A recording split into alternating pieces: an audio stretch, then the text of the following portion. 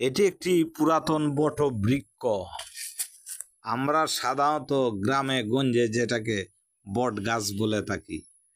এই বিশাল আকৃতির বট বৃক্ষখানি একটি চা বাগান এরিয়ার ভিতর বেড়ে উঠেছে। তার ডালপালাগুলা দেখেন, এক একটা ডাল থেকে শিকড় গজিয়ে নিচ দিকে এসে এক একটা গাছে রূপান্তরিত হয়েছে। বিশাল আকৃতির, ওই দেখেন একটার পর আর একটা কুটির মতো তার শিকড় হয়ে গেছে এবং সেই শিকড় থেকে এক একটা গাছ জন্ম দিয়েছে।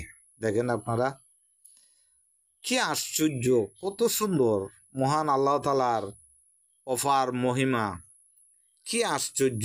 দেখেন এক একটা কুটির মতো এক একটা গাছ হয়ে গেছে এবং এটার উপর হেলান দিয়ে এই বড় গাছের শাখাগুলা দাঁড়িয়ে আছে, নয়তো মাটিতে পড়ে যেত। আপনারা দেখেন কত সুন্দর সুচারু মহান আল্লাহ তাআলা এই কি কি জিনিস, আজব জিনিসগুলা পৃথিবীতে সৃষ্টি করে রেখেছেন। এগুলা আল্লাহর নিদর্শন।